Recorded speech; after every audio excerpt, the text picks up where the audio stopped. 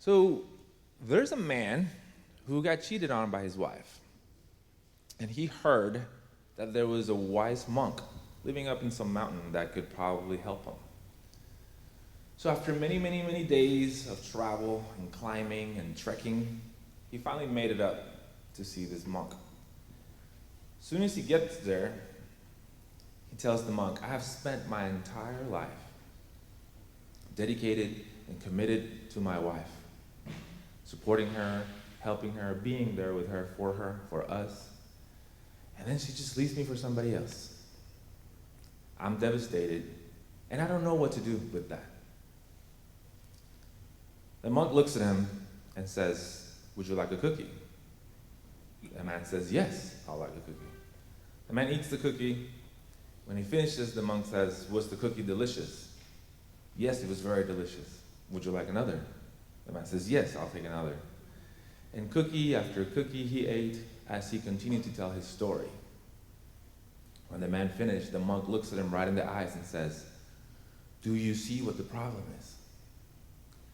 The man thought about the question a little bit, and he slowly said, I guess that's just human nature.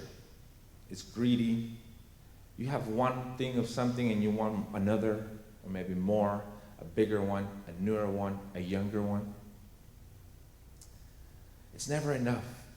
And the truth is, nothing lasts forever. Everything is impermanence. And I guess we should be grateful for that, not disappointed for that. The monk is shaking his head and says, no, you've gained too much weight from eating like crap. You need to eat better. That's the problem. So there's a quote by Gerard Way that says, human nature at times, it's unfortunately very ugly. And I've learned the world can be very ugly.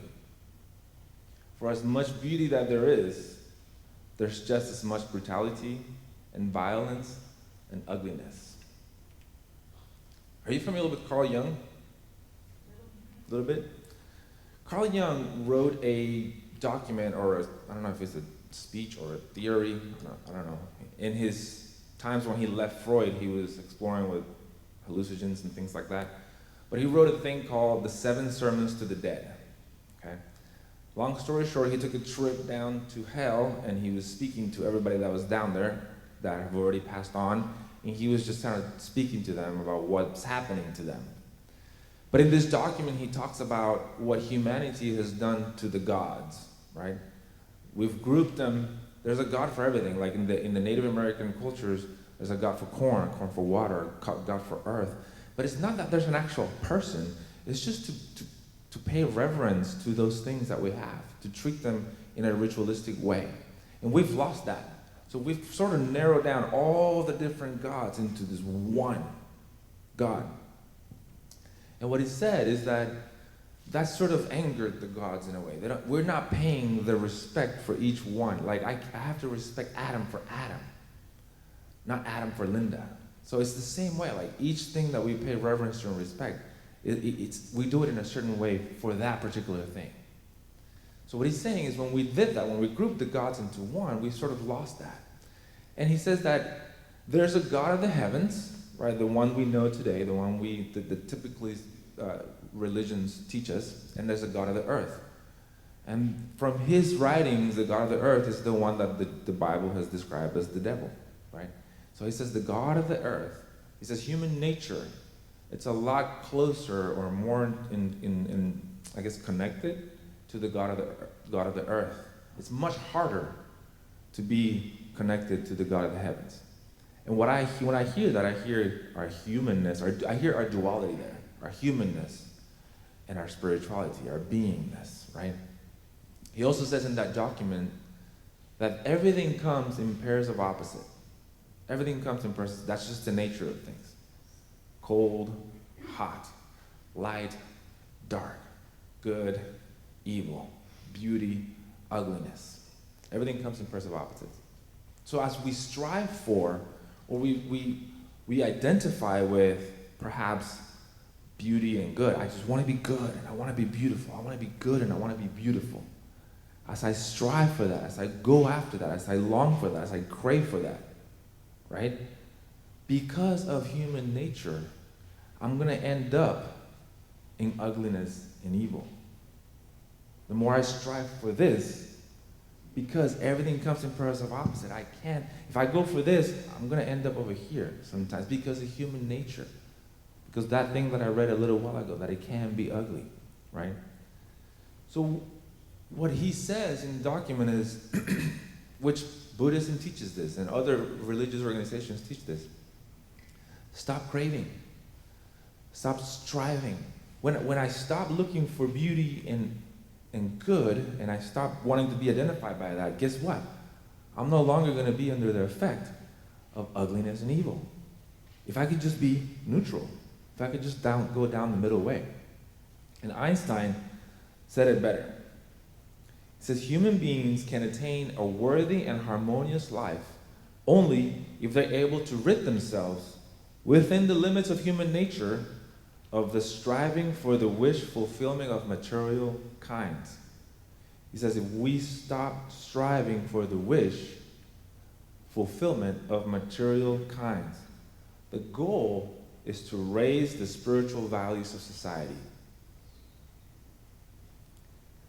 And that's where spirituality comes in, to help us be better humans.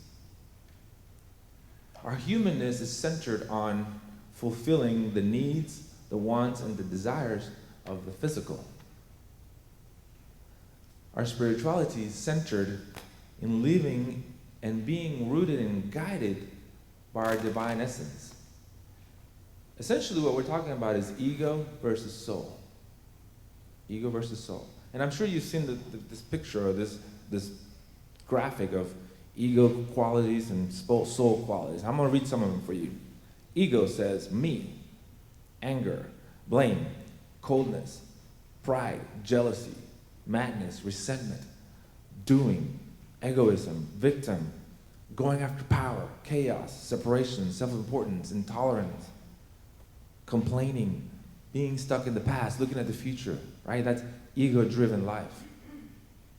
Soul says we, love, sympathy, humbleness, friendliness, we importance and we centered, happiness, unity, forgiveness, altruism, gratefulness, being, understanding, tolerance, takes responsibility, and is free.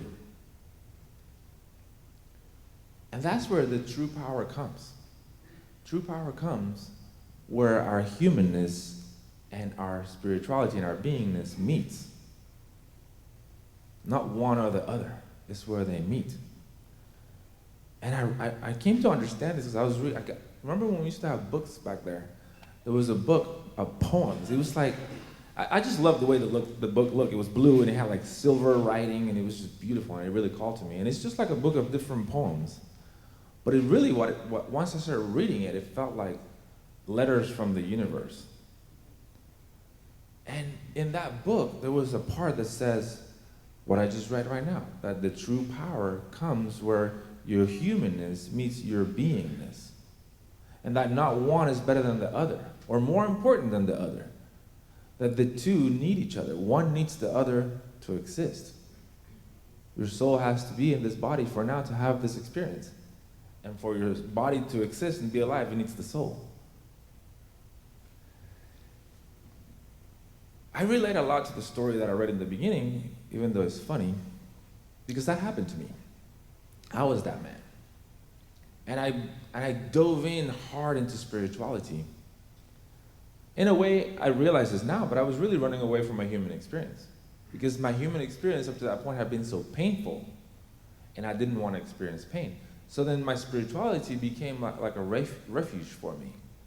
But at the same time, and even though it's great to have refuge, you can't stay away from the human experience. You still have to exist. You still have to live. You still have to connect. I can't isolate myself from people or from my human experience, no matter how painful it is. Because that's it right there. It's not running away from it. It's being there, showing up, despite your mistakes. In fact, speaking of mistakes, you familiar with the Rich Dad Poor Dad author Robert Kiyosaki? I was watching to one of his videos, and he was saying, I've learned more from my mistakes than from my successes. And he says, your intelligence increases the more mistakes you make. And as I listen to clients and I get on conversations with clients and friends and family members, I see how we try to avoid making mistakes. We don't want to. Failure's not an option. I don't know if you've heard that before, or if you've been told that, but failure's not an option, right? Mistakes, if you make mistakes, you're no good. You're just no good. And because we're trying to avoid not being good, we don't want to make mistakes, we don't want to fail, well then we hardly succeed. Because failure, it's an integral part of success. There isn't success without failure, for whatever it is you're trying to do. Whatever that may be. It could be your career, it could be money, it could be relationships, it could be whatever. We try to avoid the human part of it. It's full of mistakes, you know? And I see it sort of like, anybody play video games when you were little? Some people have. Like, you're familiar with Super Mario Brothers, right? Yeah. Everybody knows that. But even if you haven't played Super Mario Brothers, you understand that there's levels to games, right? You could be in level 1, and level 1 has level 1-1, -2, -3, and then you finally make it to level 2. And then -1, -2, -3, and you finally make it to level 3. And when you first open the game, right, maybe because I got them for Christmas and different things like that, and you put it in, you don't even read the instructions, you just start playing because you think you got it, right? You don't need to read the instructions, you just play the game. And sure enough, you start playing, and then you die. You're like, man, like, I should have jumped over that thing and that wouldn't have happened, right? That's a mistake. And we're like, okay, let's do it again, right? Because you get 3 lives, right? So we'll try it again. And you get to that part and you jump it properly, like, okay, I won't make that mistake again. I've passed that. And then you keep going and you get to another part and then a plant comes up and it eats you. It's like, oh, I didn't know that was going to happen there. And so then you start over again. Hopefully you get to that. There is a point in the level that you'll never go past that. Like, you'll always restart at that point. I made it halfway through and I'll start at that point. But when you look at life, financial, career, relationships, friendships, parenting, whatever the area is, it's sort of like a game as well, you know? The human game, the human experience can feel like that. And there's gonna be levels that you're like, I got this, I've done this before. I've already made that mistake once, I'm not doing that again, right? But then you get to a level where it's like, oh, man, the last time when you get to that level in the game that you just can't beat the game, you just can't beat the level, so you just give up. You're like, I'm done with this game. And you just put it away, and maybe you come back to it later on. But you never beat that level, right? You just left it alone. And you pick up the game again years down the road, it's like, I can do this, and level 1, no problem, level 2, no problem, level 3, and then you get to level 6, and it's like, here's that one, right? That one level that just got to me last time. And maybe you never beat it, you gave up on it, you were afraid to, whatever that may be, whatever the experience was, maybe it was too painful for you to want to do it again. But it comes back again, because the human experience keeps going. And so you go into spirituality and you start learning how your beingness. Lao Tzu said that the only way to do is to be. And I add to that your beingness your doing is only going to be as good as your beingness is. So the more we connect with our beingness, right, the more we can learn to have better qualities and better traits. The founder of the psychology that I studied, he says, how much of God are you allowing to come through your personality on a daily basis? Right? How much of God, or how much our divine source or divine essence are we allowing to come through our humanness on a daily basis? So that we can be better human beings, a better friend, a better father, a better son or daughter, a better mother, a better spouse, daily. But if we don't go through the human experience and allow ourselves to make those mistakes, we're never going to know. So back to that level that you never beat. You may not have beat it before, but if you stay away from it, you'll never know. So we have to be willing to make those mistakes. We have to be willing to fail. We have to be willing to get it wrong and at the same time being grounded and being guided by spirit, by our divine essence, to be able to do it a little bit better. And if we're willing to look at those mistakes, if we're vulnerable enough, if we're open to say, yeah, this is like the guy that was saying last week, Daniel, he's like, I'm scared. There's nothing wrong with that. I'm scared. And I'm scared because of this. And hopefully you'll have people there that will support you through that. But it's a dance. It's connected together. It says that we must get away from the idea that our spirituality and our humanness are two different realms. Two different realms. That somehow one realm is higher or better or more meaningful than the other. In a way, spirituality has been presented as, or seen as, a way to live life that's above and beyond our faults. It's like living above our humanness.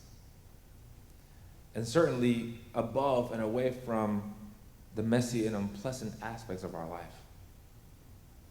And again, you know, I learned a lot from superhero movies and superhero shows, you know. And recently, if you know anything of those movies, like Spider-Man and I don't know, whatever other ones, Batman or whatever, a lot of these people are human beings who somehow developed superhuman powers of some sort. One got bit by a spider, right? A radioactive spider, and now he's Spider-Man. But it's a movie. But for me, it's showing me something, that there is we all have a gift within us that we're here to bring to the world and help humanity, and help ourselves and help humanity. But there was a particular episode in Supergirl, that's Superman's cousin, if you don't know. Supergirl, she was struggling with her human role. Her name is Kara, in the human that she's trying to play. Yeah, she is a superhero, but she has to exist in this world like us. There is a super higher self within you, but yet there's Angel, and Angel is limited. The human part of Angel is.